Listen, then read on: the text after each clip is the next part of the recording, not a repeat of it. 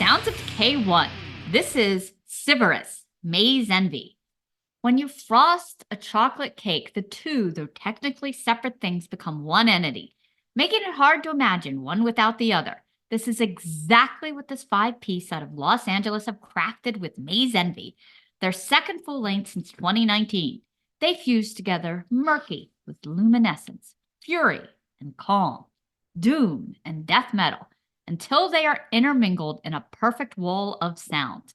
The opening instrumental, The Azure Eye, starts with a synth tone that sounds like a circular saw whirling away before adding shrieking violas to the mix.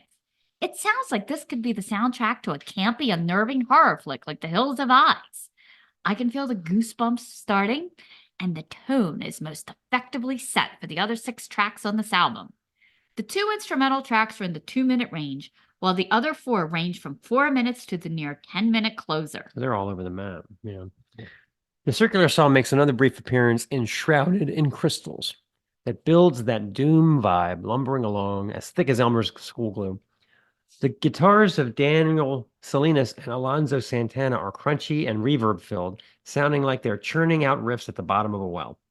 The drums of Aidan Neuner accelerate from slow taps and clangs to full blast beats with rolls and delightful cymbal abuse. The vocals of Lord Fowl are straight out of Mortar, deep chanting, invoking, and growling over it all. Over the course of the tracks, they go in and out of tempo changes, flowing into softer segments, and then back to melodic chaos a la Inter Arma. Additionally, Shrouded in Crystals boasts a drum spotlight and a breakout bass groove plucked out skillfully by Nakara, aka Drew Horton.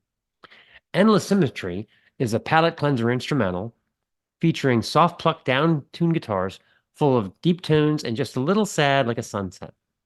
Labyrinth Charm takes us back to those shifting gears and doom plod to a death gallop.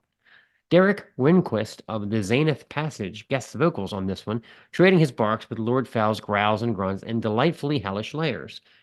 In the labyrinth I roam, seeking and searching in desperate exigence, rotting and dissolving. Maze Envy has those signature extreme peanut butter crunch riffs as it rises over 9 minutes. A slow burn that catches fire here and there. Contrast is added in with some of the slower paced guitar, as lovely as a harp. Nakara's bass lines are especially diabolical, while Lord Vader sounds like he is emoting chants from the Witches of Macbeth's spellbook. I think my favorite track is Levitation Tomb, that starts with that stunning pick guitar before the wall of doom descends in. It feels like a living thing that shifts in and out of tempo changes as effortlessly as breathing. The percussion of Nooner is epic here, knocking off your chest with the slow thud, thuddy thud thud, erupting into the bam, bam, bam, bam, bam blast beats. Repeating the series over and over, crashing in sonic waves that are so infectious. In my opinion, it could have gone even longer than it does. I could have taken like another 5 minutes of that. So freaking cool. The purple album cover invokes a dark arts feel. And before diving in, I was wondering if the walls depicted should properly be called a maze or a labyrinth.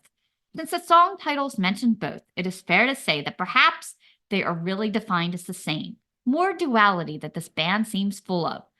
I could not find a definition for Civerous, but the sound of the word, sharp and kind of ominous alone, seemed to fit the vibe of doom and death and ancient rituals, a feeling that is also encompassed by the band's tagline, worship disease and reign forever. If this is the new religion, where the heck do I sign my name in blood? This is Levitation Tomb.